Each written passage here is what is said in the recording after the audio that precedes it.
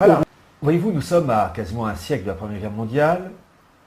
On va fêter, et c'est normal, souvenir de la Première Guerre mondiale, mais le problème, c'est qu'on ne va pas donner, sauf exception, et grâce à Meta TV, ça sera l'exception, la raison profonde à l'origine de la Première Guerre mondiale. Les Français, en 2013, ne connaissent toujours pas les raisons de la Première Guerre mondiale. Parce que cet événement de la Première Guerre mondiale a été vraiment l'élément déterminant qui a permis la mise en place par étapes de tout ce qu'on voit aujourd'hui, que ce soit le marché transatlantique, les blocs continentaux qui se mettent en place, avec ensuite aussi la création de l'État d'Israël, la reconnaissance d'un foyer juif, Balfour en 1917, 1916, pardon, 1917, c'est un bolchevique. Donc on voit que la Première Guerre mondiale est à l'origine de tous les maux qui s'abattent et qui vraiment s'abattent et qui même s'enracinent et qui sont en train de nous étrangler. Donc il faut aller à la racine. Quand on parle des origines de la Première Guerre mondiale, on cite des éléments justes mais secondaires. On va dire que un élément qui a joué, enfin voilà, la guerre de 14, c'est le fait que les Français n'acceptaient pas que l'Alsace-Moselle, on dit Lorraine, mais c'était l'Alsace-Moselle, la région de Metz, soit possession allemande depuis 1871. C'est vrai, ça crée une zizanie. Il y avait rivalité entre l'Empire russe, le panslavisme, et le pangermanisme, Guillaume II, Deuxième Reich. Donc il y avait plein d'éléments. Rivalité économique entre l'Allemagne et l'Empire britannique, l'Allemagne prenant peu à peu le pas économique sur l'Angleterre. Ces éléments ont joué évidemment un point énorme. Mais ce sont des éléments, entre guillemets, secondaires. L'élément, il est d'ordre géopolitique avec des répercussions économiques. Voyez-vous, l'Empire britannique est né, c'est vraiment développé après la défaite française, la Révolution française, le Directoire, l'Empire, 1815, la France est ratiboisée en 1815.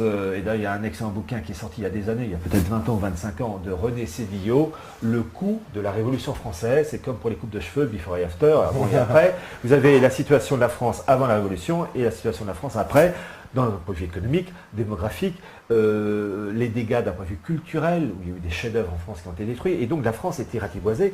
Je rappelle que la France, en additionnant tous les morts des guerres de l'Empire, les guerres de la Révolution, le génocide vendéen, pour une population de 26-27 millions d'habitants, il y a eu à peu près 2 millions de morts. C'est-à-dire autant que les Français morts durant la Première Guerre et Seconde Guerre mondiale avec une population de 40 millions. Bon. Donc en 1815, ces 2 millions à peu près d'hommes, qui avaient entre 18 et 35 ans, parce qu'à l'époque on vivait moins jeune, eh bien c'était 2 millions de reproducteurs en moins, et puis aussi 2 millions d'hommes qui n'allaient pas travailler, qui n'allaient pas avoir, quand on est jeune, on a souvent des idées pour lancer une entreprise, etc. Donc la France est un pays qui est scié en 1815, et c'est vraiment le lancement et le développement de l'Empire britannique, qui va occuper, grosso modo, un quart des terres émergées, le Canada, une partie de l'Afrique, et l'Inde, la perle de l'Empire, ou même l'impératrice, enfin la reine Victoria sera,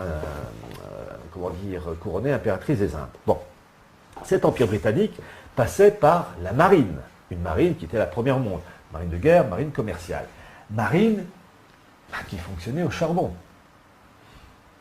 Et puis fin 19e, début 20e siècle, vous avez la Révolution, où on passe du charbon au pétrole.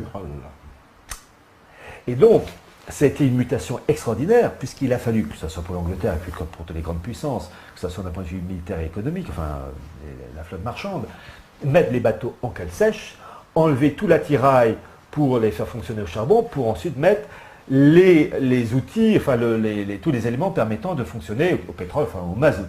Bon. Et cette mutation s'est faite pour les navires de guerre dans les années 1900, 1901, 1902, 1903. Bon.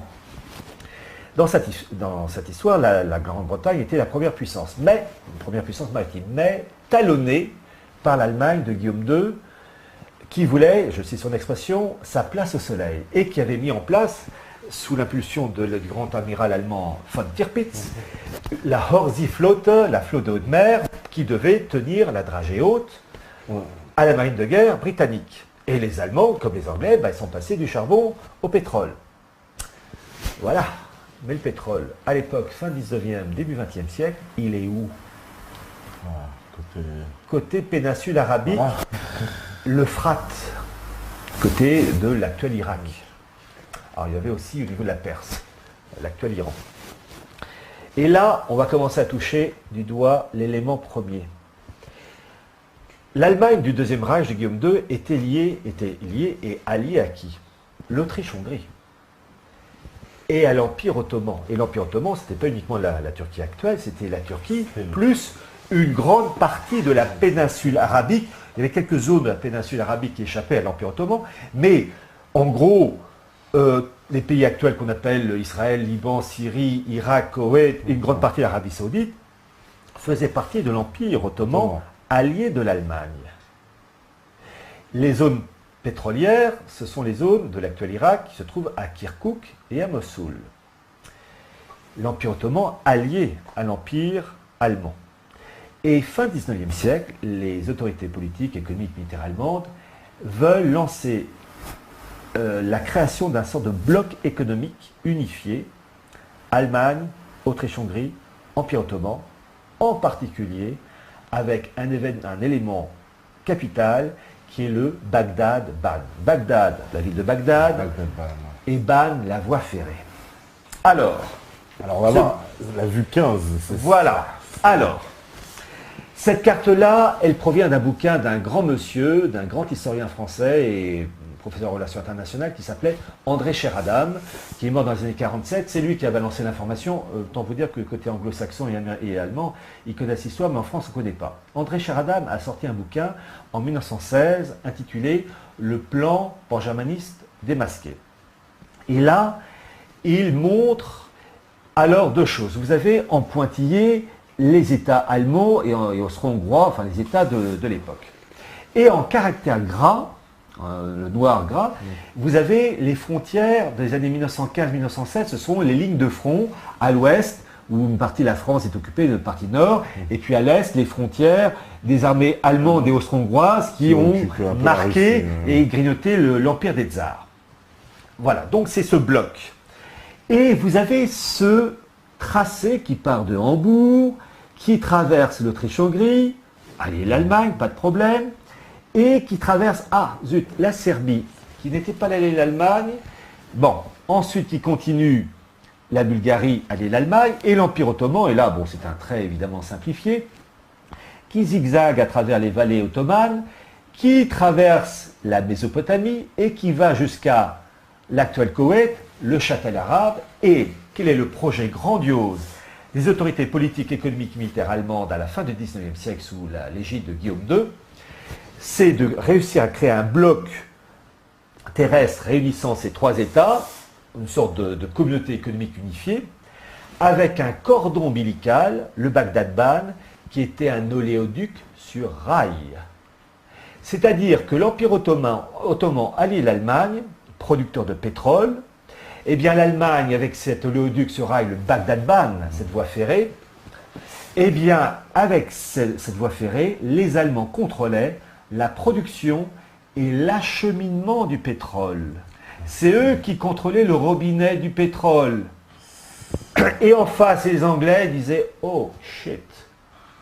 Nous, Anglais, puissance maritime, première puissance maritime, économique, militaire, nous allons dépendre de la puissance terrestre allemande qui, alliée à l'Empire ottoman, pourra contrôler le robinet de pétrole quand ils le veulent. C'est-à-dire que nous perdons notre suprématie. Et c'est pas pour rien qu'avant la guerre de 14, vous avez plein de guerres balkaniques entre la Serbie, la Bulgarie, la Roumanie. Pourquoi? Tout ça, c'était excité par les Anglais qui voulaient créer une pagaille telle pour ralentir la construction du Bagdad-Ban. Et c'est révélateur. Vous avez le livre de William Engdahl, Pétrole, une guerre d'un siècle. William Engdahl, qui est un professeur de relations internationales américain, qui a enseigné dans les grandes universités américaines, qui a publié un bouquin, donc ce titre, Pétrole, l'histoire d'un siècle, qui est sorti en 2003-2004, où il publie le texte du Times, journal anglais le Times, des années 1895-96, je n'ai plus la date exacte, où le Times, donc c'est l'époque où il y a les premières ébauches du Bagdad-Ban, ou le Times, qui est en fait le porte-parole des grands, de l'aristocratie, enfin le lobby anglo-saxon, dit en gros ceci: si les Allemands réussissent à construire ce Bagdad-Ban et donc à contrôler la production de pétrole, etc., nous, Anglais, c'est terminé. C'est terminé.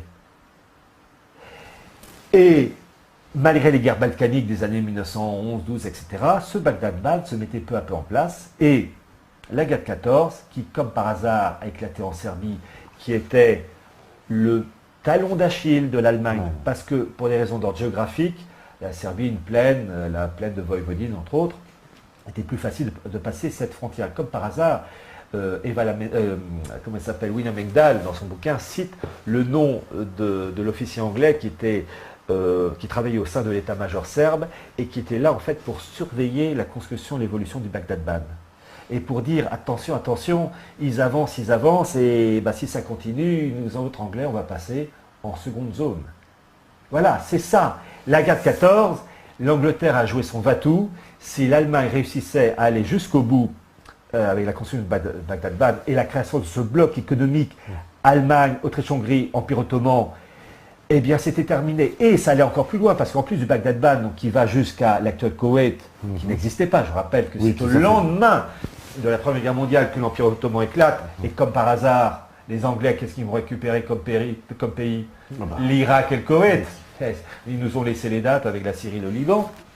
Eh bien, qu'est-ce que voulaient faire les Allemands en allant jusqu'au Koweït? Ils voulaient construire une super base navale qui, partant du Golfe Persique, allait attaquer l'Inde, la paire de l'Empire britannique.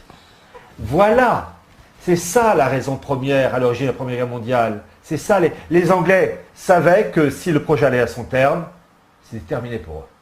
C'est ça. Et donc, le coup de l'Alsace-Lorraine, etc., oui, ça a joué. Donc ils embarquent la France un peu dans cette histoire, parce que c'est une alliance contre nature, France-Angleterre. Oui, mais là, ils avaient besoin d'un soldat sur le continent.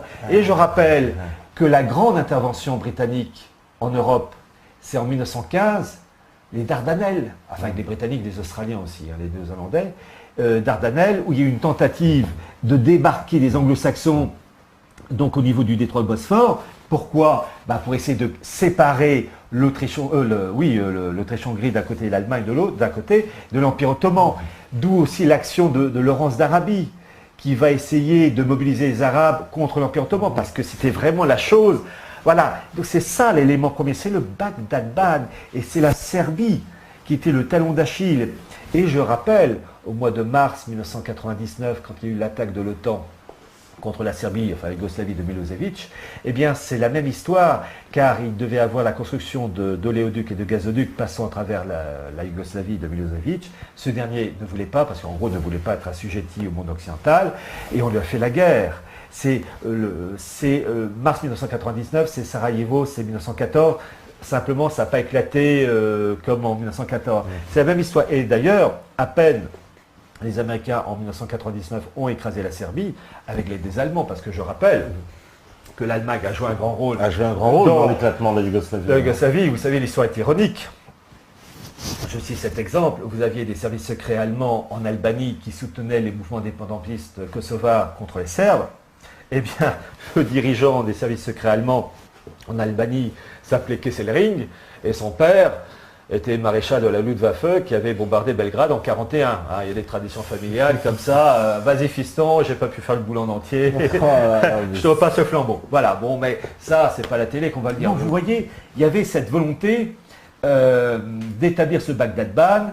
Et ce qu'on a vu en 1914, c'est pour mettre fin à une tentative du monde anglo-saxon face à la tentative allemande de créer ce bloc unifié. Et ce qu'on a vu en mars 1999, c'est une autre version du Bagdad-Ban, mais via les oléoducs et les gazoducs qui devaient passer par la Yougoslavie. Milosevic ne voulait pas, on lui a cassé la gueule. Et à peine la Yougoslavie écrasée, le Kosovo a accueilli la plus grande base américaine d'Europe, Bond Steel, qui est le premier employeur de Kosovars et qui est une vigie pour surveiller les oléoducs et les gazoducs qui passent dans la région, Turquie, etc. Voilà. Donc, c'est le Bagdad-Ban version moderne. Déjà, avec l'opération, la déclaration Balfour de 1916, qui reconnaît en plus un foyer juif en Palestine, et donc c'est l'ébauche, l'annonce de l'État d'Israël, qui verra le jour en 1948. D'ailleurs, je rappelle deux choses. Premièrement, la déclaration Balfour, c'est pas Balfour. Arthur Balfour, c'est Milner, Alfred Milner, qui était un grand, j'allais dire, oligarque anglais, et qui était le fils spirituel de Cecil Rhodes. Cecil Rhodes, qui est mort en 1902, qui est un homme extraordinaire.